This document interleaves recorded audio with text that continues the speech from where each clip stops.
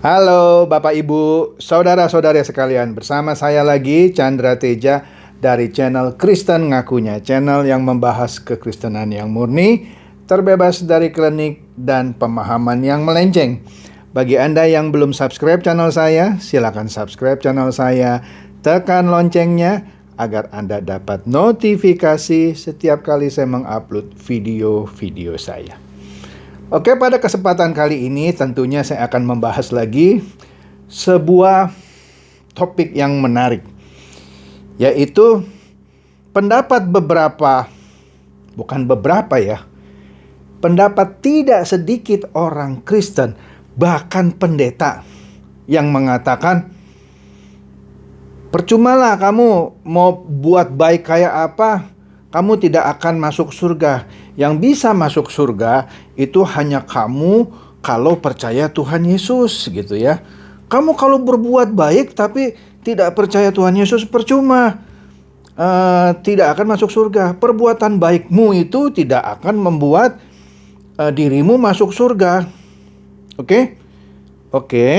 Terus maksudnya kalau kita sudah jadi orang Kristen juga tidak harus berbuat baik. Karena anggapan atau pelajaran bahwa berbuat baik itu tidak menjamin Anda masuk surga. Benar demikian? Kan tadi dikatakan, perbuatan baik kamu tidak akan membawa kamu ke surga.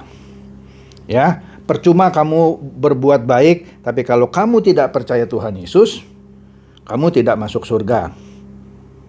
Ada juga yang bilang, ya kita sudah jadi Kristen kan, kalau sudah jadi Kristen kita sudah diselamatkan, kalau mati masuk surga. Pertanyaannya, apakah setelah kita jadi orang Kristen, terus masih terus bilang bahwa nggak usah kita berbuat baik, karena perbuatan baik kita tidak akan membuat kita masuk surga.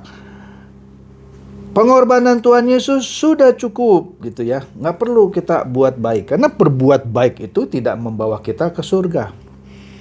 Jadi gimana ya untuk menyikapi ini, gitu ya.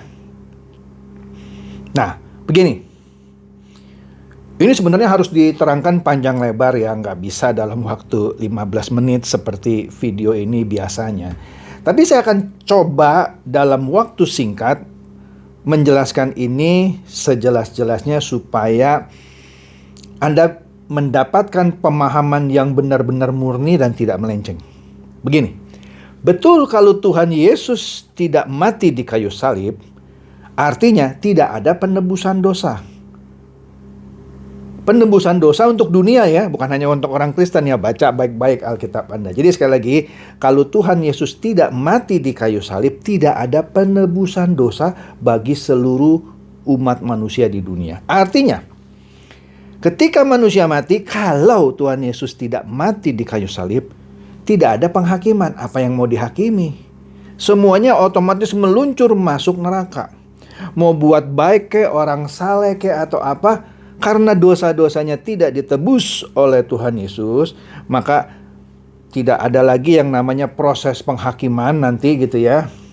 Maka semua orang yang dosanya tidak ditebus, semua orang di dunia kan Yesus mati untuk mengangkut dosa dunia kan.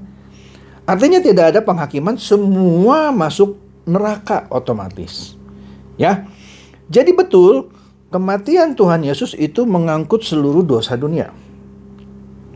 Kemudian orang yang percaya kepada Dia, dan sudah sering saya jelaskan, percaya itu apa? Percaya itu yang memberikan dirinya kepada Tuhan Yesus, tunduk terhadap perintah Tuhan Yesus, melakukan segala perintahnya. Itu baru orang percaya. Setuju ya? Jadi kalau ada orang bilang, saya percaya kok sama Tuhan Yesus, saya orang Kristen kok, saya sudah dibaptis di gereja, setiap minggu saya ke gereja, bahkan saya sering bolak-balik Israel, sudah dibaptis 10 kali. Jadi saya yakin dan saya percaya kalau saya mati masuk surga. Itu salah. Ya. Kalau Anda sudah bertobat, menerima Yesus, dibaptis, bahkan dibaptis sampai 10 kali, bolak-balik Israel ke sungai Yordan gitu. Tapi jika dalam kehidupan Anda sehari-hari Anda tidak memberikan diri Anda untuk tunduk terhadap seluruh perintah Tuhan Yesus, melakukan seluruh perintahnya, ya, maka pada dasarnya Anda bukan orang percaya. Kalau Anda orang percaya, maka Anda harus tunduk kepada semua perintahnya. Maka dari itu, kalau kita lihat di 1 Petrus 1 ayat 16, 1 Petrus 1 ayat 16 tertulis, sebab ada tertulis, kuduslah kamu sebab aku kudus. Nah, di sini firman ini berkata, kuduslah kamu sebab aku kudus. Nah, bagaimana Anda supaya jadi kudus? Anda jadi kudus tidak harus lahir di kota kudus. Oke? Kuduslah kamu, apa itu? Yang sederhana aja lah. Nggak usah definisi yang berbelit-belit. Perintah bahwa kuduslah kamu, itu harus kudus. Sebab aku kudus. Bagaimana Anda untuk jadi kudus? Yang pasti, satu, menuruti seluruh perintahnya. Seperti yang difirmankannya. Tunduk, taat kepada Tuhan Yesus. Nah, untuk tunduk dan taat kepada Tuhan Yesus, Anda lakukan secara apa? Hanya dengan berdoa? Hanya dengan baca Alkitab? Hanya dengan ke gereja? Hanya dengan memberikan diri Anda dibaptis? Di situ Anda kudus? Oh, enggak dong. Ke gereja tidak otomatis membuat Anda kudus. Karena kenapa? Anda keluar gereja masih bisa ribut sama orang gara-gara mobil Anda kesenggol kok.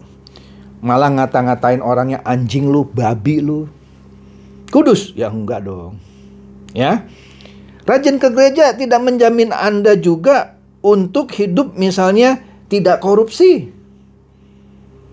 Kalau Anda rajin ke gereja tapi masih korupsi, Anda kudus? Ya enggak lah. Rajin ke gereja, rajin baca Alkitab, rajin berdoa tidak otomatis membuat Anda jadi orang yang tidak suka lagi menyakiti hati orang, yang tidak lagi suka memfitnah orang. Tidak bisa otomatis. Ya, Anda harus tunduk terhadap perintah Tuhan Yesus, ada harganya. Ketika Anda mau menyakiti orang, oh nggak boleh, saya orang Kristen, saya tidak boleh lagi menyakiti hati orang. Nah, ketika Anda ada tekad untuk tidak lagi melakukan hal-hal yang jahat, tetapi melakukan hal-hal yang baik sesuai dengan perintah Tuhan, di situ mulai proses Anda mengkuduskan diri Anda. Itu simpelnya seperti itu saja. Oke? Nah, ketika Anda melakukan hal-hal yang baik dan menghindari hal-hal yang jahat, bukankah Anda sedang melakukan perbuatan-perbuatan yang menyenangkan hati Tuhan? Jadi dari mana Anda bisa bilang nggak perlu lagi berbuat baik? Pasti masuk surga. Loh, kalau gitu buat apa 1 Petrus 1 ayat 16 yang berkata, sebab ada tertulis, kuduslah kamu sebab aku kudus. Nah, kalau Anda hidup sembarangan, bagaimana Anda bisa jadi orang kudus? Enggak kan? Kekudusan Anda harus dinyatakan secara nyata melalui perbuatan-perbuatan Anda. Yakobus kan mengatakan, iman tanpa perbuatan pada dasarnya mati. Anda nggak bisa bilang, saya beriman kok, saya percaya sama Tuhan Yesus. Buktikan dengan apa? Perbuatanmu. Jadi jangan bilang lagi, perbuatan baik tidak membawa Anda ke surga. Oh, berarti Pak Chandra nggak percaya sama penebusan Tuhan Yesus di kayu salib. Oh, percaya banget saya. Kan sudah saya katakan tadi, tanpa pengorbanan Tuhan Yesus, tanpa dia mati di kayu salib, semua manusia akan langsung meluncur ke neraka. Tidak ada lagi penghakiman. Justru karena dia sudah mati mengangkut seluruh dosa dunia, manusia diberikan jalan keselamatan. Tetapi bukan otomatis bilang, saya terima Tuhan Yesus terus dapat keselamatannya. Itu artinya cuma cangkem tok. Anda cuma ucapkan di mulut tapi Anda tidak lakukan. Itu Anda belum percaya. Nah, Anda lakukannya dengan apa?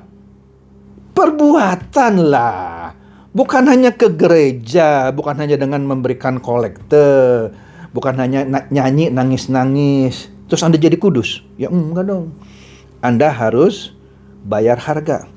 Buktikan melalui perbuatan Anda. Jadi jangan sembarang ngomong lagi, perbuatan baik tidak membawa Anda ke surga. Ya betul, kalau Anda hanya mengandalkan perbuatan baik saja, ya, Ya, bisa saja Anda tidak masuk surga kalau tanpa kematian Tuhan Yesus. Nah, kemudian Matius 5 ayat 48 dikatakan, karena itu haruslah kamu sempurna sama seperti Bapakmu yang di surga adalah sempurna. Nah, ini ayat sulit ini. Loh, manusia disuruh sempurna seperti Bapa di surga sempurna. Impossible. Lah, ayatnya bilang begitu. Karena itu haruslah kamu sempurna seperti Bapamu yang di surga sempurna. Coba terangkan bagaimana? Bagaimana? Nah, tentu kesempurnaan seperti Bapa yang di surga sempurna bukan berarti kita mau menyaingi kesempurnaan Bapa 100%, bukan. Ya, kesempurnaan itu panjang, nanti kapan-kapan saya bahas ya. Anak bayi ketika lahir, kalau dia nangis, sempurna dia. Bayangkan kalau Anda punya bayi lahir nggak nangis-nangis. Ngeri kan? Nggak sempurna dia. Oke? Setelah dia bisa nangis, kemudian dia bisa pipis. Walaupun dia ngompol, Anda senang. Oh, dia bisa pipis. Bayangkan Anda kalau punya bayi, tapi dia tidak bisa pipis, sakit kan? Nggak sempurna dia. Nggak bisa pup, nggak sempurna dia. Nah, jadi ini cuma ilustrasi ya. Kesempurnaan buat seorang bayi dalam hal fisik, ini ilustrasi ya. Di situ dinilainya. Anak bayi itu tidak dinilai kesempurnaannya dengan cara menyelesaikan persamaan aljabar misalnya. Tapi kalau Anda anak SMA, kesempurnaan Anda sebagai anak SMA ditentukan dari kemampuan Anda menyelesaikan persamaan aljabar. Nah, jadi kesempurnaan ini setiap orang beda-beda ya. Jadi bukan bayi dituntut sempurna seperti Bapak, anak SD dituntut sempurna seperti Bapak. Nah, ini perlu konteks ya. Jadi sekali lagi, karena Matius 5 ayat 48 berkata, karena itu haruslah kamu sempurna sama seperti Bapamu yang di surga adalah sempurna. Bagaimana Anda menunjukkan Anda semakin hari semakin sempurna? Gak bisa dong hanya gara-gara rajin ke gereja ngaku saya sudah sempurna. Kenapa? Rajin ke gereja. Saya sudah sempurna setiap pagi baca firman, berdoa. Tapi dalam kehidupan sehari-hari masing tipu sana, tipu sini, curi sana, curi sini, menyakiti orang sana, menyakiti orang sini, dan seterusnya. Sempurna? Tidak dong. Artinya Anda cuma jadi status orang Kristen tetapi tidak mau merubah kodrat dosa Anda hari demi hari menjadi lebih kudus dan terus-menerus mencapai kesempurnaan sesuai level Anda. Ya, jadi jelas bahwa jangan sekali-kali lagi bilang perbuatan baik kita tidak membuat kita masuk surga. Siapa bilang? Saya yang tegas bilang, Anda salah. Anda tidak hanya bisa jadi orang Kristen dibaptis, rajin ke gereja, baca Alkitab, banyak berdoa, bahkan baptis 10 kali di Sungai Yordan, tapi kehidupan Anda sehari-hari berantakan, yang Anda tidak bisa buktikan melalui perbuatan Anda sehari-hari, maka Anda tidak akan selamat. Ya, oh tenang Pak, nanti Tuhan Yesus akan membawa kita, nggak bisa. Membawa kita ke jalan yang benar, enggak. Roh Kudus memang membimbing kita ke jalan yang benar. Tapi respon kita apa terhadap bimbingan Roh Kudus? Respon kita harus ditunjukkan dengan apa? Perbuatan kita yang kita lakukan secara sadar. Enggak bisa Roh Kudus membimbing kita terus kita melakukan sesuatu di luar kesadaran kita. Mustahil. Ya enggak ada. Ya, Roh Kudus betul akan terus membimbing orang percaya. Nah, si orang percaya ini mau merespon enggak? Nah, responnya apa terhadap bimbingan Roh Kudus? Dinyatakan dengan perbuatan-perbuatan yang sesuai dengan firman Tuhan. Apa? Ya pasti perbuatan yang baik dong. Masa bilang lagi perbuatan baik tidak membawa kita ke surga? Oke? Jadi, demikian saja bahasanya. Ya, jangan lagi sekarang bilang perbuatan baik tidak akan membuat Anda ke surga. Hanya kematian Tuhan Yesus saja yang membawa kita ke surga. Tidak, coy. Anda sebagai orang percaya harus membuktikan percaya Anda melalui perbuatan. Kalau Anda tidak bisa membuktikan percaya Anda melalui perbuatan-perbuatan seperti yang difirmankan Tuhan, Anda jangan mengharap Anda dicap sebagai orang percaya. justru Anda orang yang tidak akan mewarisi kerajaan surga. Karena Anda ngaku punya iman, tapi Anda tidak buktikan dengan perbuatan Anda. Seperti yang dikatakan oleh Yakobus, iman tanpa perbuatan pada dasarnya mati. Oke? Semoga ini mencerdaskan dan mencerahkan Anda semua. Silakan share video saya ini kepada teman-teman, sahabat atau kerabat supaya mereka lebih cerdas dan tercerahkan. Shalom.